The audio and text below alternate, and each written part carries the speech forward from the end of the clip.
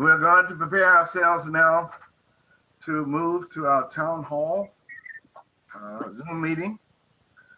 And the purpose of this town hall Zoom meeting is to build a relationship with the Milwaukee Police Department, which will extend into the community under acting police chief Jeffrey Norman.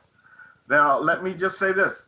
Our first vice president, Fred Roy, has done a tremendous job working with 21st century policing, and he has worked with the police chief. So it's not like we're not familiar in one sense. On the other hand, the police chief, active police chief, is being introduced to our branch members, all right? So our format will be as follows. We will give the police chief 10 minutes to introduce himself and the staff, if needed. First Vice President Royal and Frida Webb of the Labor and Industry Committee will ask a question, and Dr. Gloria Pitchford Nicholas of the chair of the Freedom Fund Dinner Committee will ask the questions in the chat box. So for those of you looking on, or the members, we ask you to put your question in the chat box, all right? I will ask the first question.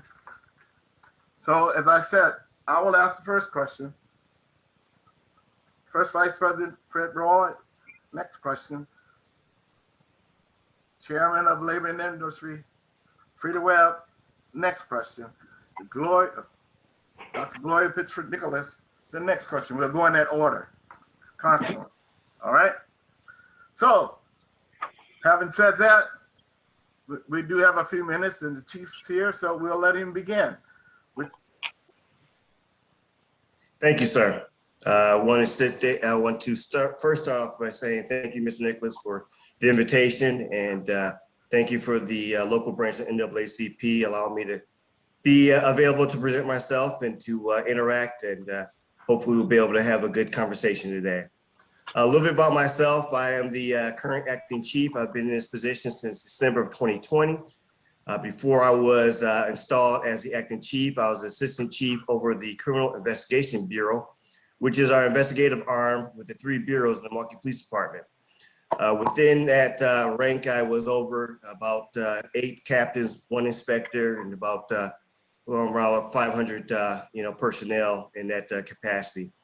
Before that, I was the captain of district number 3 for 3 years. I was a captain over inspections, and before that, a lieutenant in many different areas. One was district number 5, homicide, officer in district number 2 and district number 1 in telecommunication division.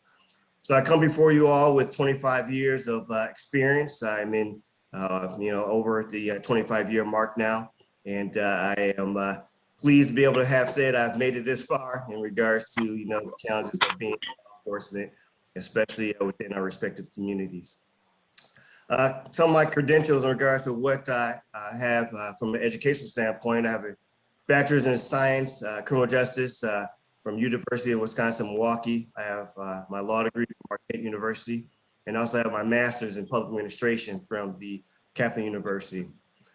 Credentials in regards to my executive leadership: I am part of the Senior Management and Policing class number 68 from Boston University for law enforcement chief leadership training. I'm also a graduate of the chief training for the Southern Police Institute, University of Louisville, in regards to my degree, another credential for chief training. And also I have FBI LEADA training in regards to executive command staff training. Some of my personal things: I'm a practicing attorney, been a practicing attorney for almost 20 years. Also have been in the legal law teaching community, teaching for almost 20 years also. I've taught at University Parkside, University of Milwaukee, Bryan and Stratton, and currently an instructor at MATC. Another aspect of me is that born and raised in Milwaukee, still live in Milwaukee. Born and have actually a wife who's born and raised in Milwaukee. She still resides in Milwaukee with me, obviously. married for almost 2 decades. My wife is a practicing physician in the area, and 2 kids, 15 and 12, regards to a boy and a girl. Couple of things in regards to my particular points of goals of call to action in this particular position. First 2 is the violent crime and also dealing with the reckless driving. There's no secret in regards to our challenges from 2020 now in 2021. We're seeing just a bleed over of just, just can't even understand violence in our neighborhoods. I like to always say that we're seeing the mix of poor conflict resolution coupled with the accessibility of firearms, but also when we see in regards to our youth, the challenges of reckless driving in the neighborhoods, seeing of stolen vehicles, and also violence from our youth. Another aspect of working on points of goal is my community engagement. I always like to say community engagement, especially from my eyesight, is not about lollipops and ice cream cones, but it's about having opportunities such as this. Opportunities to communicate, to engage, to be available, to have a listening ear to our community stakeholders, our residents, and being intentional about it with anyone, anywhere, anytime. It's important as leadership to understand that, our officers do not get a pick and choose who they get to talk to when it comes to calls for service. You are expected to respond, expected to engage, and I think it's important for the leadership to be part of those conversations of our community in the same form and manner, especially in regards to model the behavior that we expect from our officers. So community engagement is high on the list in regards to what I expect out of my personnel, and I'm willing to model it to the point of being out there and showing, my own engagement so that I expect my officers to catch up to me. Last point is accountability. As we see over the course of not only 2020, 2021, but just the course of just law enforcement in general, accountability has not been our strongest suit. It has not been something that we have taken a party in it. I always like to start off when I talk about accountability by saying, I, as a chief executive, is accountable. And if that means if I'm accountable, everyone under me is just as well as accountable. And taking accountability even deeper, we always talk about the officers on the street in regards to accountability.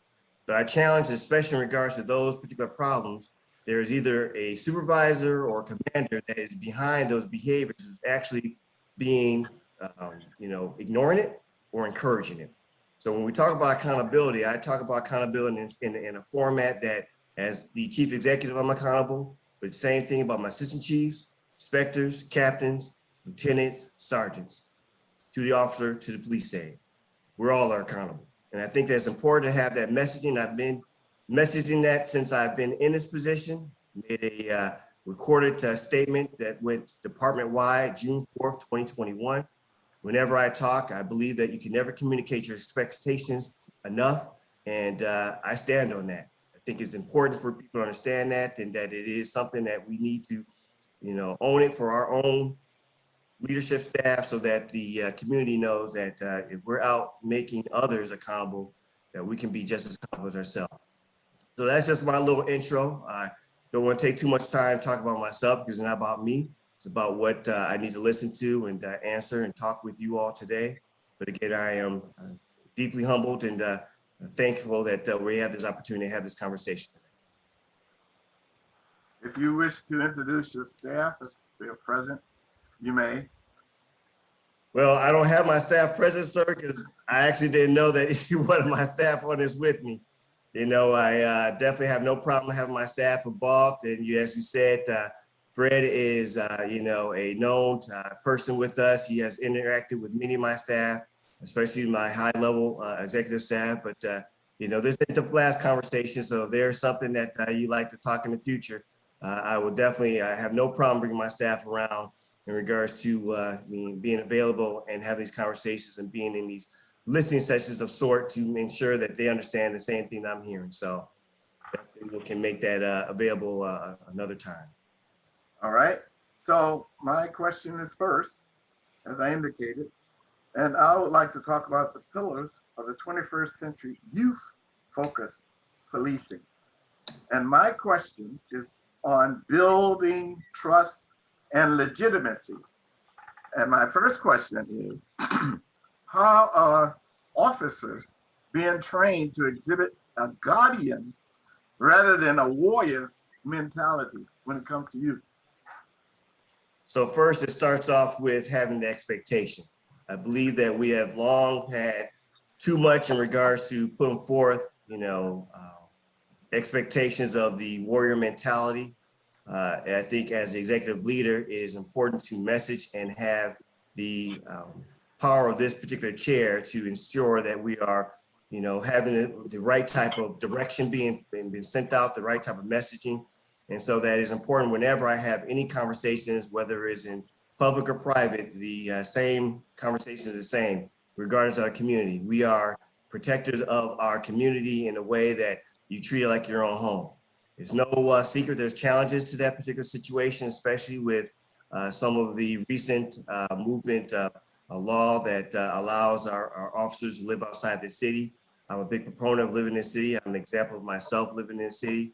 But as from the training aspect, it is important for us to have more community presenters and more community engagement to humanize those who we are protecting. It's important to understand that it's not a us versus them, it's a we, it's a us. I talk about team. So when it comes to the training aspect, we have a lot of work to do.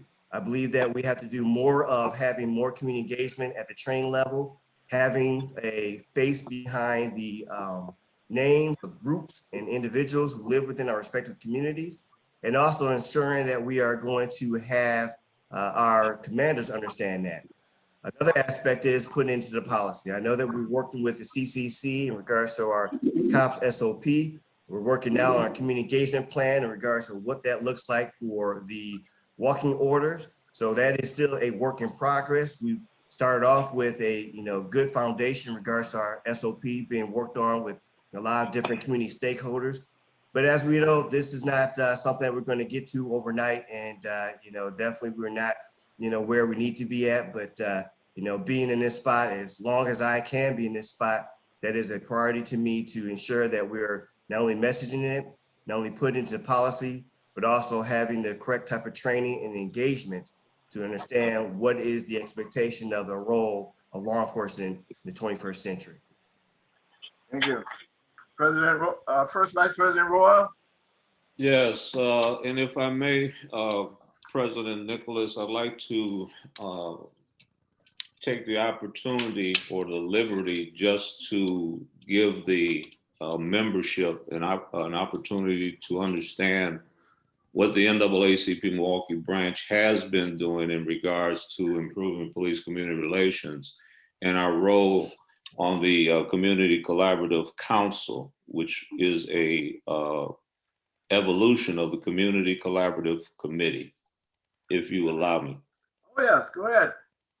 So I don't know if you all remember, Chief Flynn had requested a voluntary collaborative review to be done or conducted by the Department of Justice. And they had an incomplete report that was leaked. And out of that report, there were some findings and recommendations that MPD should look at some areas of improvement along with FPC.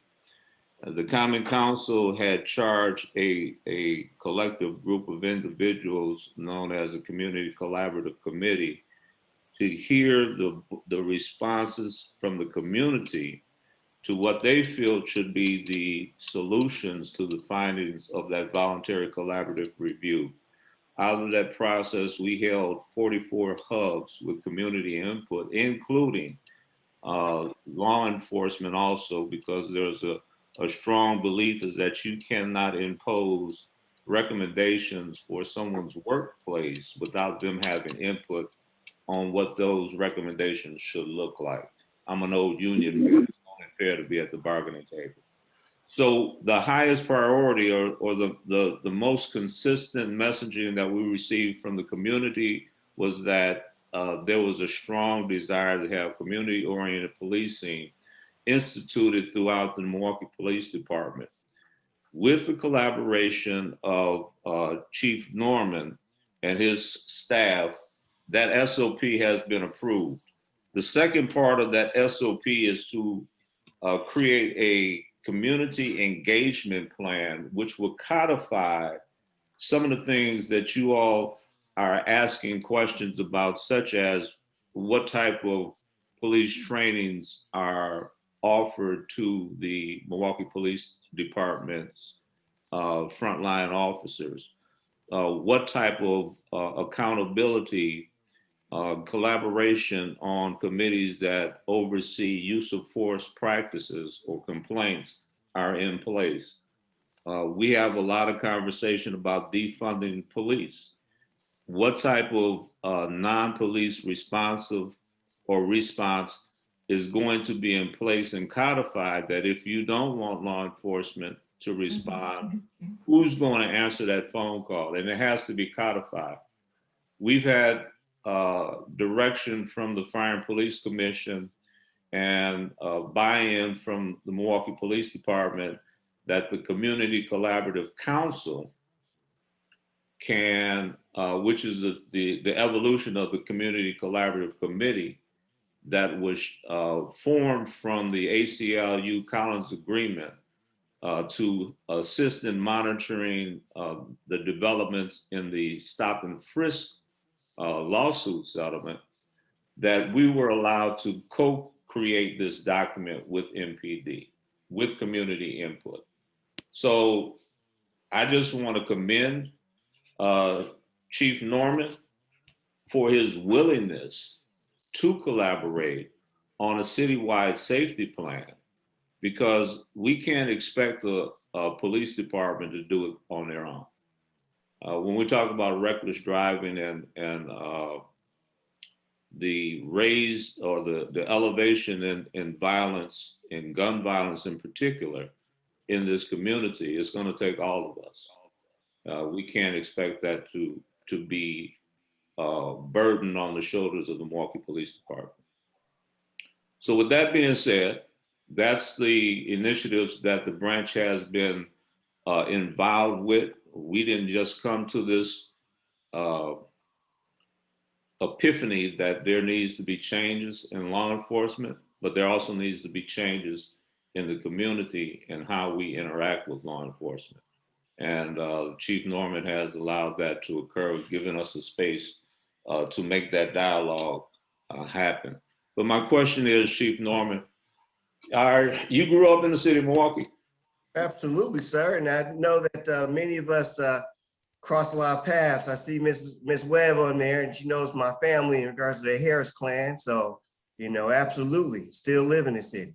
So you've known the legacy and the history from Chief Breyer's days. Oh boy.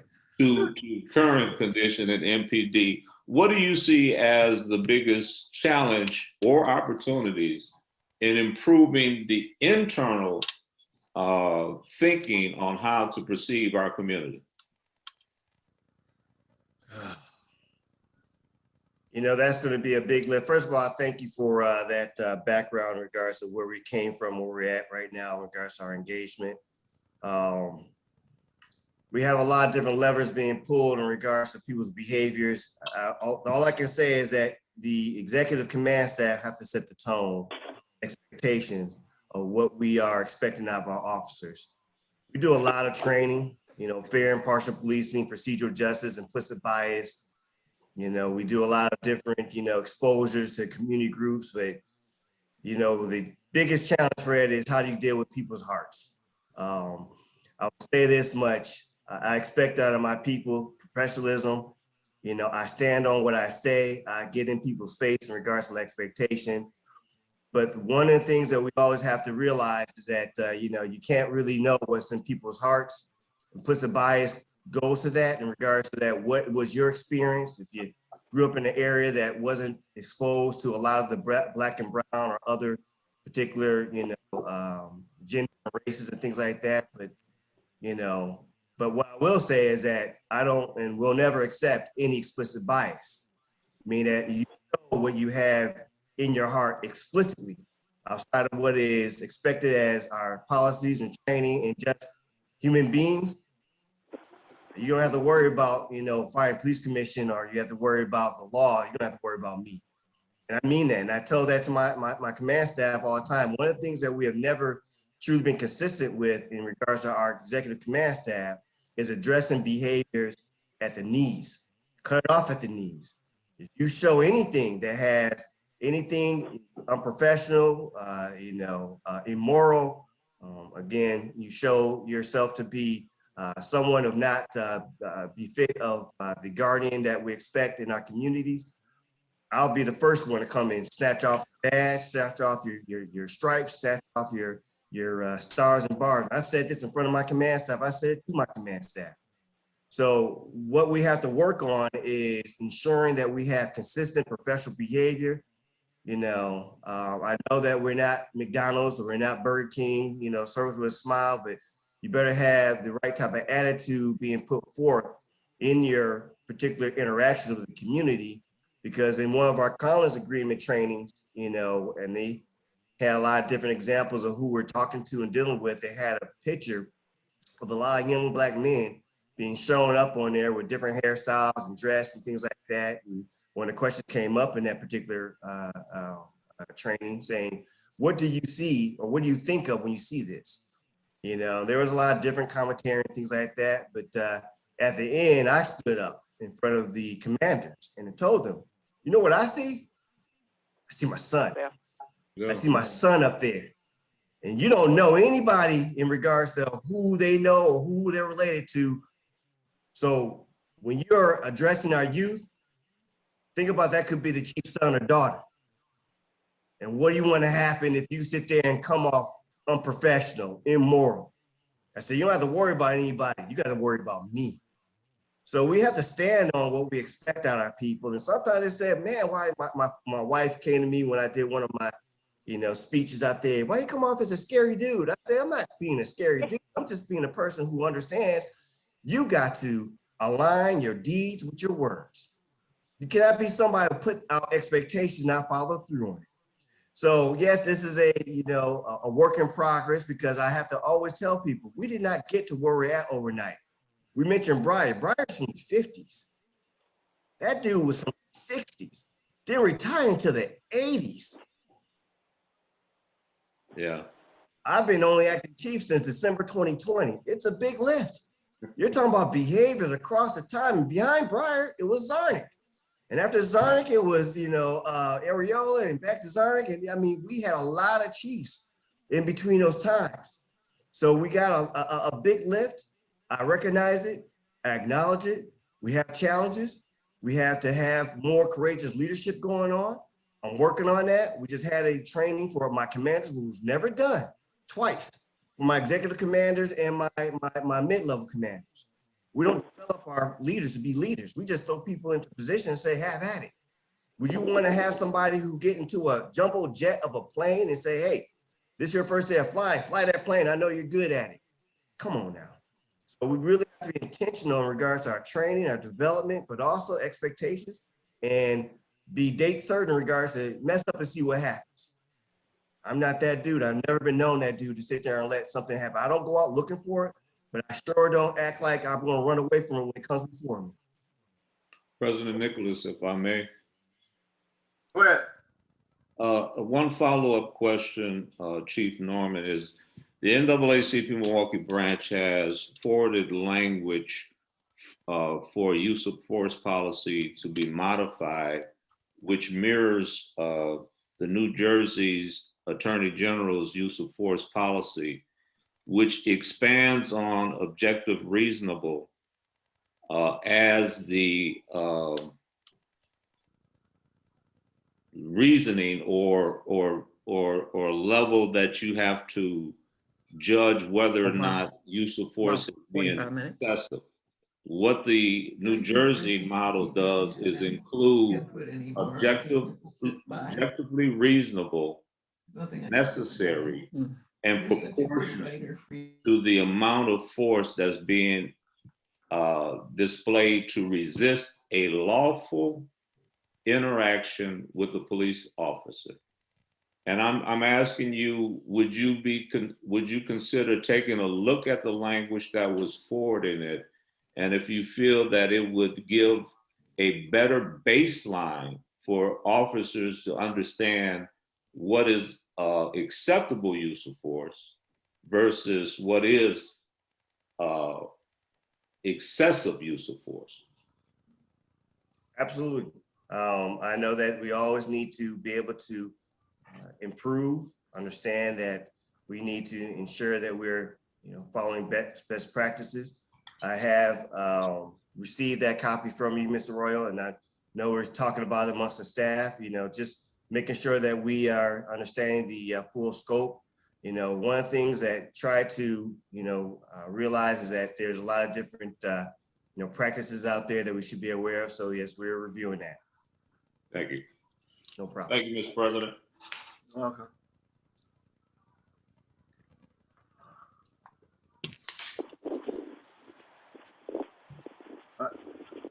Frida, at this time, can you unmute yourself and ask your question? Are you able? Yes. Okay. You may begin. Okay. Good afternoon, everyone. Thank you, Chief Norman, for being here. My question is, some time ago, there was a word about defunding the police.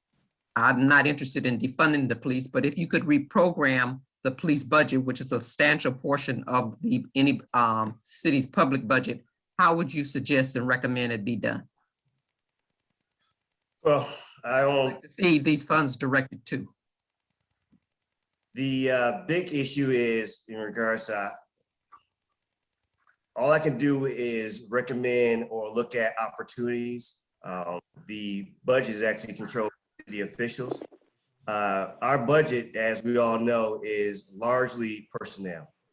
So when we talk about personnel, what is it that our city will accept as an acceptable level of personnel, or what is it that needs to be recharacterized in regards to what personnel look like? I know that I've worked on a couple of different aspects of civilianized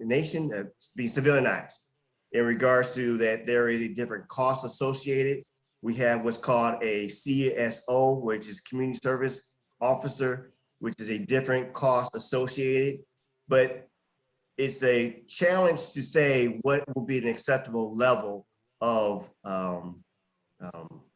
police personnel without actually having the real examination or statistics behind it. I know that we are putting forth a exam or study in regard to what is the appropriate level of personnel that we are part of, working with our common council, because I don't want to be the one saying we can only use this and the numbers don't, align with our cost for service or the needs. One of the things I was talked about earlier is, okay, if we want to reimagine, or, like we say, when they talk about defund, is basically reallocating resources, who's going to pick up those calls?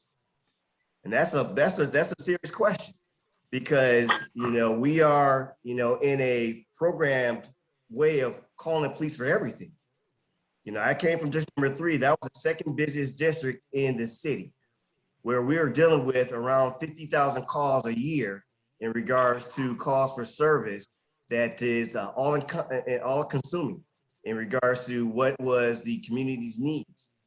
My thing is that if we're going to reimagine and reduce the personnel, I would like to see what that particular staff study says in regards to what does that look like, but who's going to pick up the weight? Meaning that there's a lot of things out there that, I feel is better suited for a different group. But the thing that we need to recognize is that police is 24/7. There's no other group besides our first responder partners, meaning the medical, who have that type of around the clock. And that's the challenge that we need to be, aware of and make those decisions. Unfortunately, I don't make those decisions. All I do is advocate for my particular, department, and as a resident advocate for my community. So I will say that the biggest opportunity is looking at what is the appropriate level of police personnel and who's going to take the weight in regards to, we have mental health issues in our community. We have youth issues in our community. We have family structure issues in our community. The police deals with what I like to say the canary in the mine, meaning that once behaviors of low unemployment or issues in regards to, schooling comes to a fruition of action, the frustration and things like that, we're expected to respond to it. So I just want to make sure that, our public understands what is that particular lift will look like, and are they willing to accept that, are the willing to pick up the phone and call someone else rather than us, which, you know, definitely is going to take a mindset change. You know, I'm all for it because, you know, we can't police our way out of this. So I know that's a long answer to a short question, but it is pretty complicated though. If you could if you could fund one of those entities 24/7 like the police, what would you recommend that it be? Mental health, Okay. without a doubt, mental health. That's affecting our kids and affecting our adults. And the problem, and this is where we get into kind of a little hairy.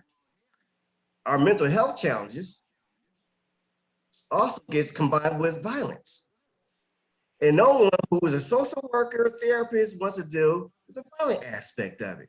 Case in point, the other day, we had someone who was going through a mental health issue, was trying to drink bleach, sat there and took kids hostage and had a gun. How do you deal with that? We were very patient dealing with that. Luckily, the child was not harmed, but he killed himself. And it could have went really way south in regards to what could have happened to that particular household, that particular family. Those are the challenges we're dealing with day in, day out. And the pandemic did not help our mental health. Our kids are being affected by it when they're not being socialized. I mean, there's so many parts of this. I heard the brother earlier talk about our schools having a challenge.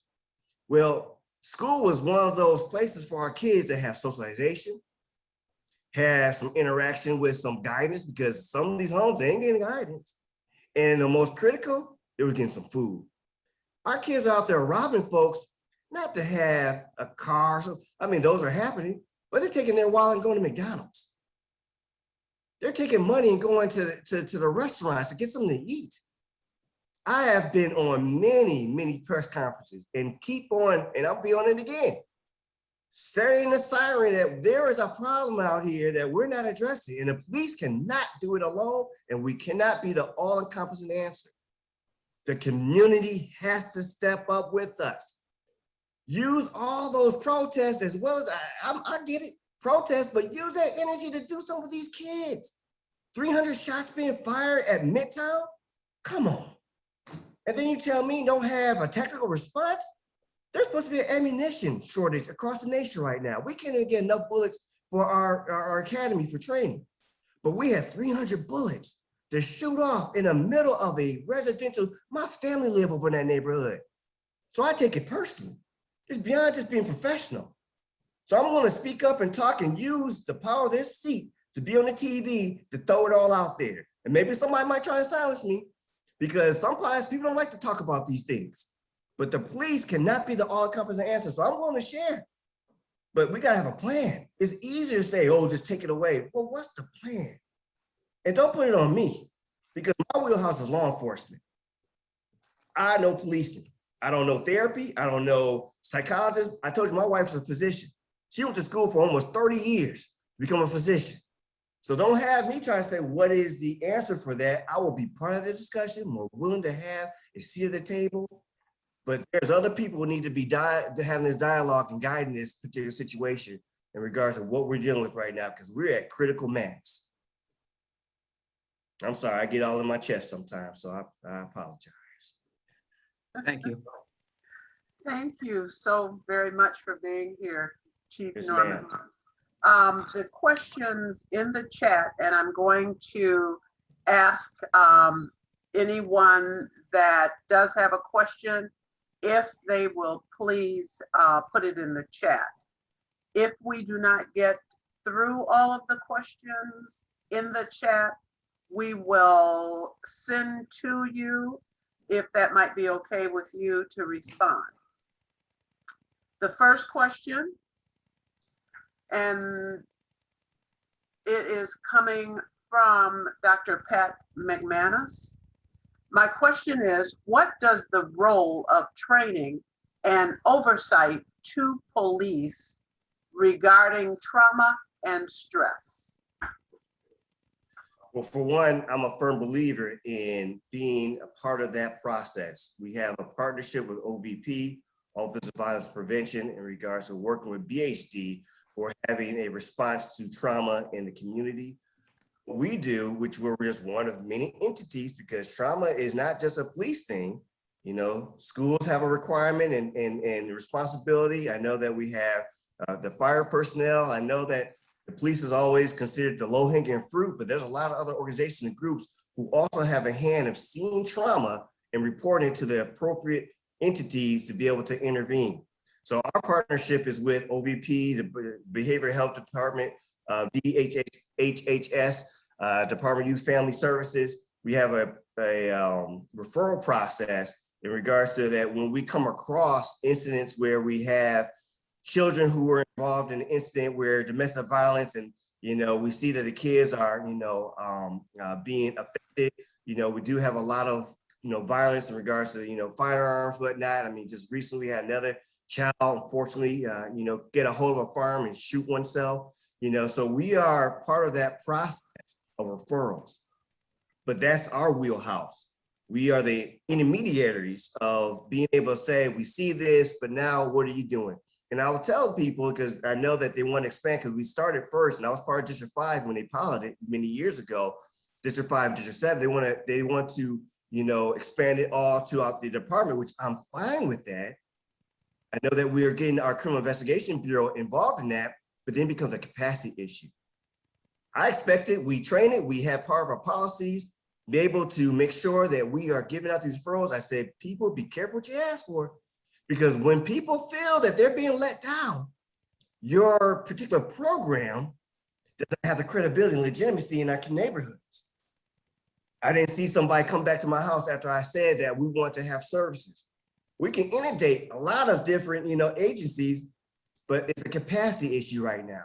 They have so many workers, so many therapists, social workers, whatnot. So I'm a firm believer in being part of this, process here, but definitely there is a capacity issue in regards to what the level of what they can receive. But I talk with David Muhammad all the time.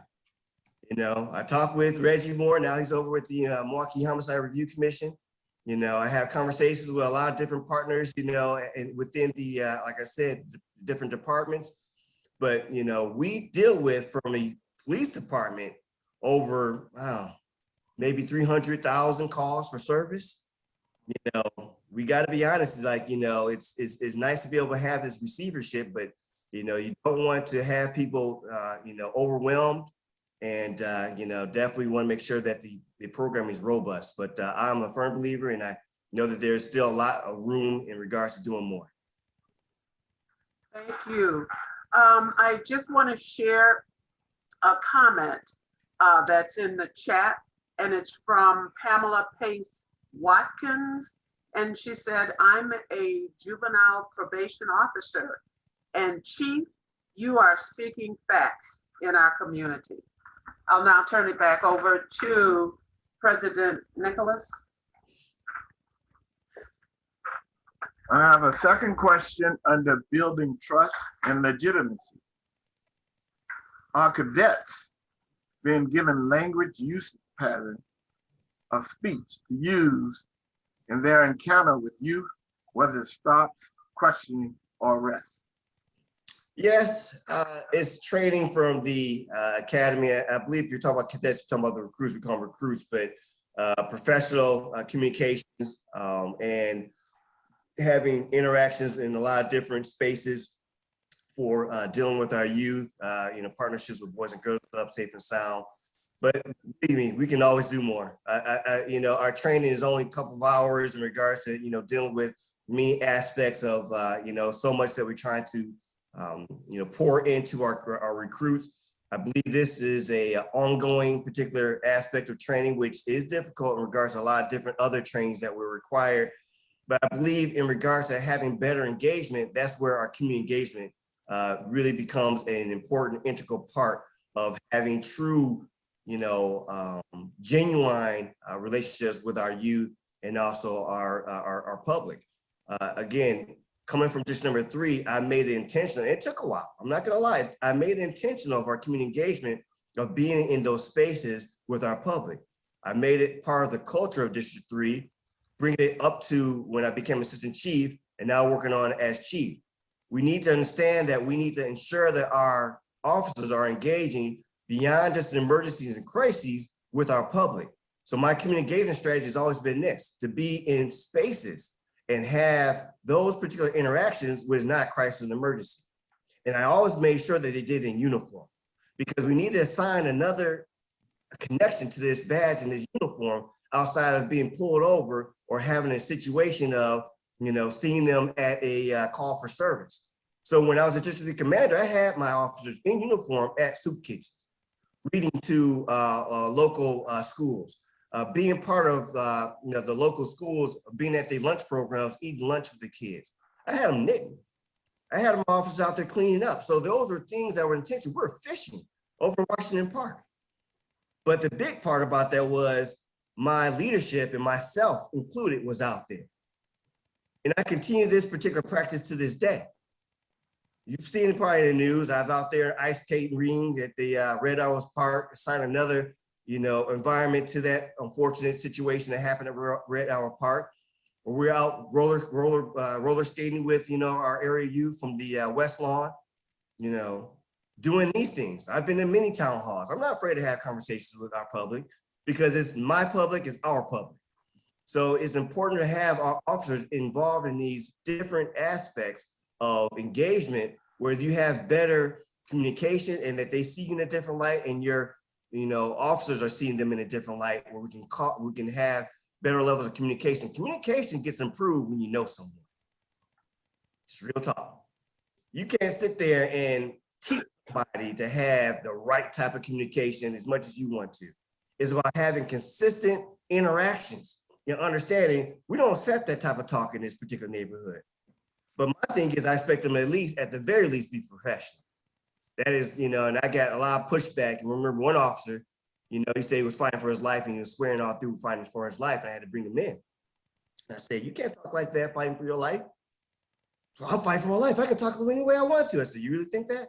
You think you can say anything that you want to because you fight for your life? You're expected to be professional. And now that I warned you and you've been already reading up, understand the consequences that come after that. We as leaders have to put that particular out there to our people about what we expect and what we'll accept and what we will not accept. Ask around, I'm not just, this is me, So when it comes to our behaviors and interactions, like I said, when I showed myself up there and said that kid could be my son, the same thing goes that, my grandma lives on 15th and Ring. 60 years she lived over there. Go up in the house and act like and be disrespectful to her and see what happens. The same. My in-laws live on 53rd and Capitol. Go over to that house and see what happens if you want to get disrespectful. That's a scary dude commentary to them. And I mean it. I'm not, this ain't for show. I see I'm being recorded, and I don't care who says and hears this. I stand on that. I stand on it. First Vice President Royal. Thank you. Unmute yourself. Chief Norman, you spoke about the youth having opportunity to see law enforcement in a different light. Can you speak to the potential opportunity of having that accomplished through the new MKE urban stables, which the NAACP was helpful in establishing through the relationships we have with the Rotary Club of downtown Milwaukee? Well, Dr. McMahon has talked about it earlier in regards to how we deal with trauma. So one of the things that's coming from that particular programming at the urban stables is dealing with trauma, bringing kids into this equine therapy of being exposed to horses. And we all know that many of our kids have never been outside their block, more or less to the zoo, or so there's opportunities for them to have this engagement of being able to deal with trauma in a different way of taking care and being around, the animals and the, I know they have a caring program, a ridership program. So we are a partnership in that. We're working with Safe and Sound, one of our very robust partners, community stakeholders out there, of being able to have that type of feeder to that particular program. I know that there's other opportunities within the urban stables of dealing with our veterans, and they have equine therapy in regards to that, because yes, that's the reality that we're dealing with. I know that they're talking about, small home project, working on that, because of our vets who are in our communities who are homeless or, with the PTSD. So there's a lot of opportunity, and I'd like to see what other opportunities can come out of that particular location, because again, these are public resources. We should be using them to the best of our abilities to be able to have, that particular exposure, but also access to all in regards to happiness for us. So there's some things going on right now, Fred, but we're definitely looking forward to seeing what other opportunities can come out of that in regards to being that is a nice brand new facility that was completed last year, and that we're able to have some different partnerships with our partners out there. And just for the edification of our membership, there is a horse stable off of Kinnickinnick Avenue, right behind Restaurant Depot. There's only 2 in the nation. New York has one, and we have one. Yep, a private-public partnership in creating that and building that. Frida Reb, Yes. What would you like to see us, what would you suggest if you could, for our youth and police to have an ongoing relationship? Create those spaces. I know that there's a lot of opportunities that the Milwaukee Police Department is not aware of. I know sometimes I get a little bit of a jab in the side in regards to, why don't you come and do this with us? And why aren't you doing this? I'm not going to be, lying. I mean, there's a lot of stuff going on, especially at my level of what's out there, what I have to be addressing and things like that. It's not trying to say I'm too busy for anybody, because obviously, Saturday afternoon, here I am in the office speaking with you all. So I recognize the importance of this, but you all have in your respective corners activities, things that you're engaged in that the police department will be, well informed to be able to have that communication and be part of. I always look for opportunities to engage, to have, one thing that I see that our kids are suffering from is a lack of activities. Pandemic, as we slowly roll out of it and having the vaccination, which is another challenge for our community. We all know, and I know the history, talk about the Tuskegee experiment and everything else, but right now we're at a crisis of how do we start to re-engage these, institutions, the YMCAs, Boys and Girls Club, Salvation Army, where we're able to have these places that we all know growing up were places of, respite for our children. So for the NAACP and the respective corners of what you all represent, whether it's labor, whether it's, respective schools, engaging and enacting those activities and having us partnership with you all to be part of these, interactions and engagements. And don't get me wrong, it's a challenge. As much as we look like we're a large apartment, we're very strained and a lot of different things that we're working on. But I always like to say that this is still an opportunity for us to improve where we're at before. Our kids need us. I cannot say that any more passionately, loudly, consistently. Our children need us. And shame on anyone who are doing their part to have some type of impact on our children. I'm doing my part. What are we all doing? I say this all the time. We all have a respective responsibility to have some part of the solution. Don't sit there and keep on yelling at me, because I can show you what I'm doing. But when you look at yourself and look at each other and your respective organizations, what are we doing collectively? And I always talk about collaboration in a way that it's not a catchphrase or something cool to be thrown out there. Are we genuinely collaborating together? There's no time for all this turf war mess. I don't have time for it. I'm gonna tell people, if we wanna sit there and act like meism, I don't got time for you. Because if you're not being selfless, leadership is about sacrifice and being selfless. Our children need us. Our children need us. Our children need us. So when we talk about working together, let me talk about what we can do together for our children. What can we do to sit there and be able to be a consistent presence for our children. We just had the credible message out there. I'm all about that. Embracing it, making sure my people understand that we are going to refer and things like that. I'm all about referrals to trauma for our kids.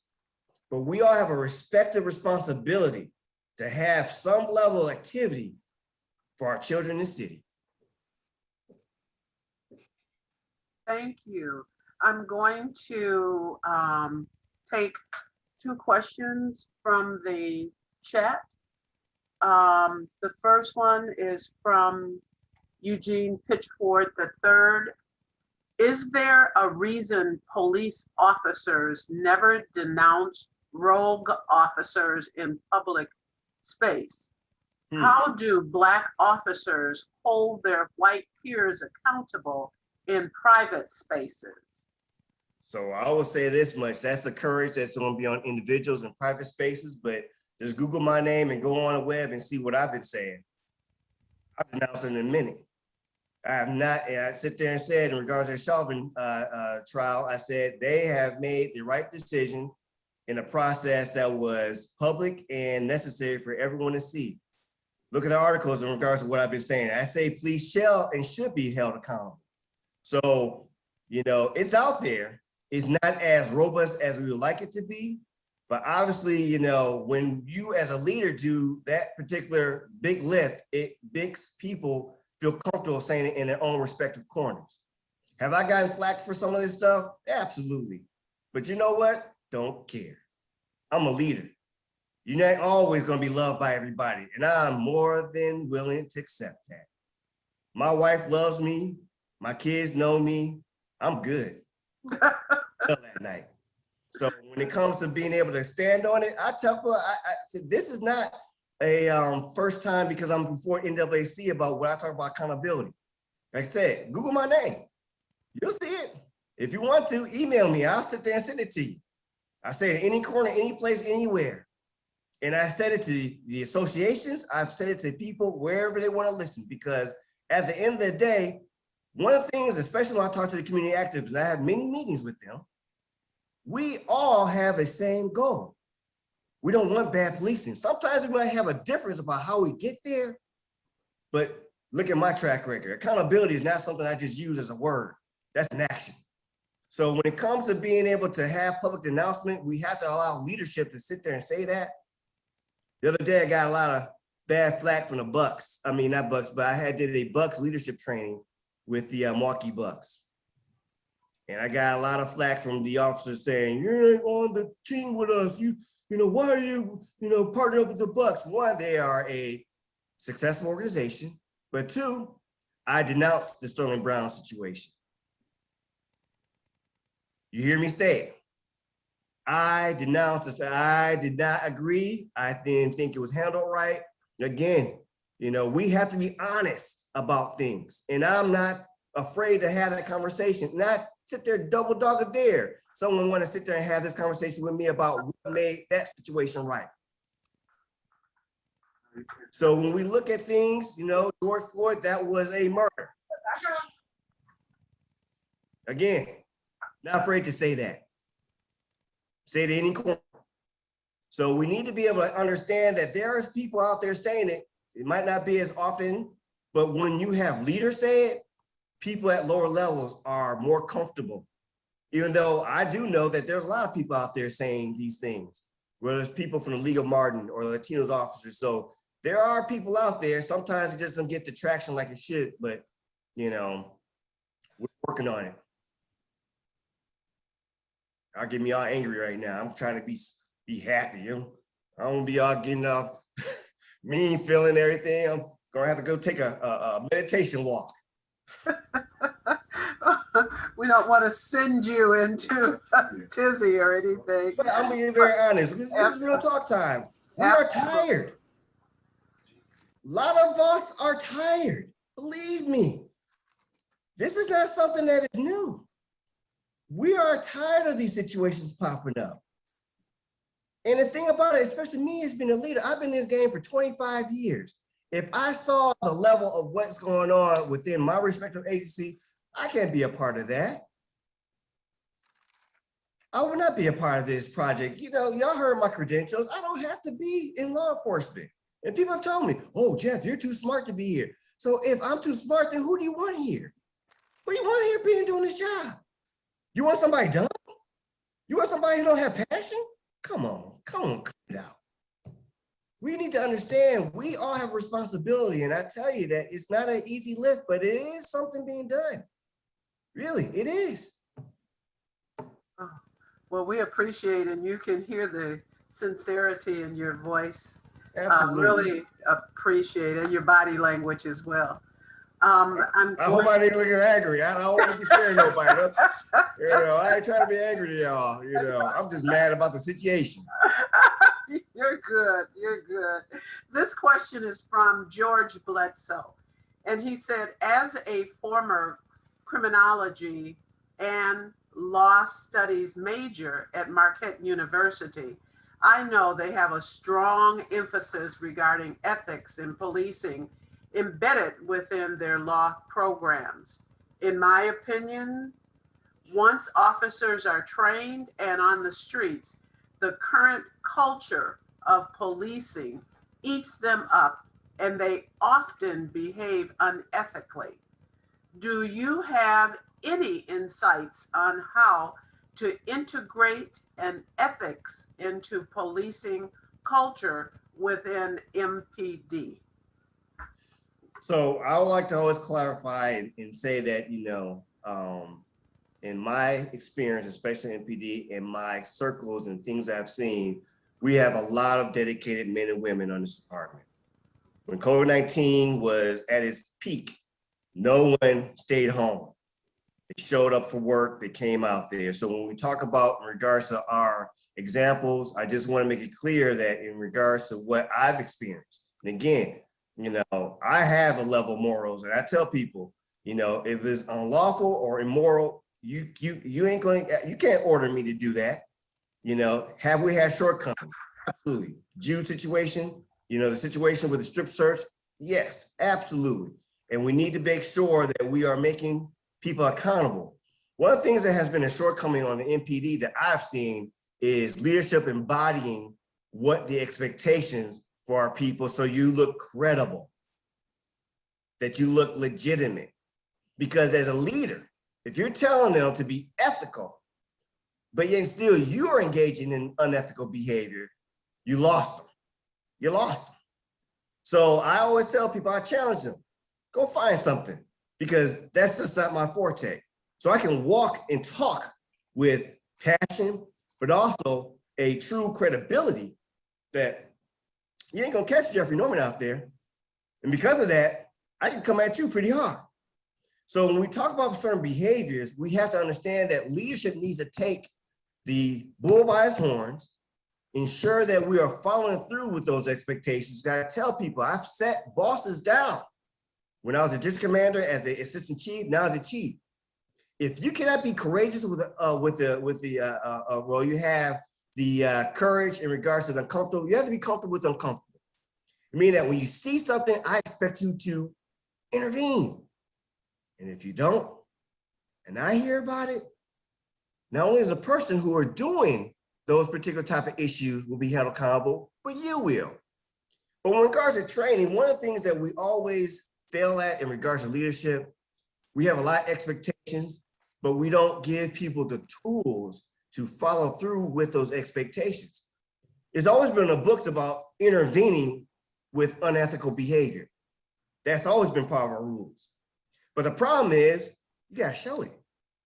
You can't sit there and say, well, you know, it's on the rules of driving the car right, but you don't train somebody how to drive the car right. So there's a program out there that came from New Orleans, EPIC, Ethical Policing is Courageous. It's been morphed into ABLE, meaning that active bystanders for law enforcement, which are tools to show you how to intervene. Because I can say this much, we all talk about, oh yeah, they should intervene. I always challenge people, are you good at it? When your family and folks acting up, do you actually intervene? Do you engage? Because sometimes we kind of turn an eye because some people are not comfortable intervening because one, they don't have the tools, or there's a courageousness that you need to be able to be cool with. that you gotta be cool with that. You ain't gonna be back to the barbecue with your family because you stood up and said that behavior is unacceptable. So for our officers, we are working on a programming to show you how to have interventions, tools to help you align our expectation of what we expect from you. So now you don't have no, leg to stand on saying, well, I didn't know how to do it. I felt uncomfortable. Nah, because even as a young officer, I had no problem intervening. I had no problem sticking up and saying something. And if you didn't want to deal with old Jeffrey Norman, that's a nice thing. I have friends outside this department. So be it. I got enough friends. So those are things that we're working on in regards to ensuring that we're able to put that feet to the fire for our officers to say, we want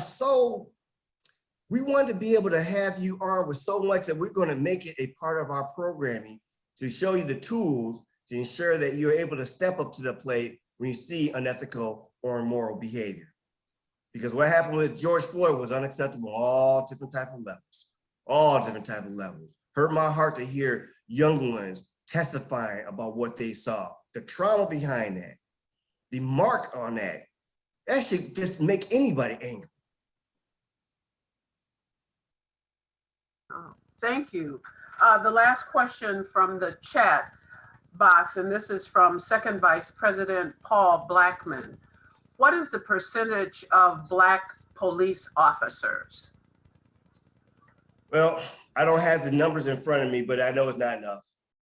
I know that we are a majority white department, but I can follow up with that with either Mr. Nichols and Mr. Royal with those actual numbers, but I don't have that in front of me though. But we're working hard for diversity. You can look at my, command staff, and we are, making sure that we are being intentional of ensuring the fairness in regards to that there are qualified people of all hues, of all backgrounds, of all genders. But it's a challenge. And right now with the challenges that we're dealing with this particular organization right now, it doesn't help in regards to, having some, certainty in regards to the leadership and ensuring that we're being intentional of bringing a diverse body of leaders and also officers into the department. So the only way that you can really increase diversity is through hiring and through the attrition, because, bringing in, a diverse body of people, genders, race, religions, helps in regards to bringing in a new, culture, a new understanding. So with the challenge of, the funding and things like that, and we only have one academy class that's coming in because of the COPS grant, and these are majority of police aides. I am happy to know that there's many of them who have diverse backgrounds, come from the city, come from our challenged neighborhoods. That would be a great addition to Milwaukee Police Department, reflecting a majority minority city. I want to thank you for coming. I have a last question. Will you, as acting police chief, and your staff be willing to begin a quarterly community exchange in the future?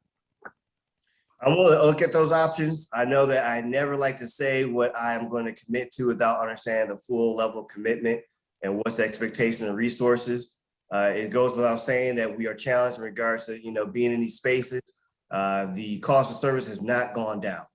When we look at it in regards to our news, sometimes I get depressed looking at our weekend reports because of the challenges that we're dealing with. So it's a balancing act of making sure that we are being robust in our community engagements. I know that we will have a level of engagement. I'm committed to that. As long as I can breathe and do what I do here, that will be a commitment. What does that look like? I know that we can sit down with your leadership and my leadership and flesh that out in regards to seeing, how that work, because I want to make sure that it's consistent and that it's going to be actually, having a robust level of engagement and communication.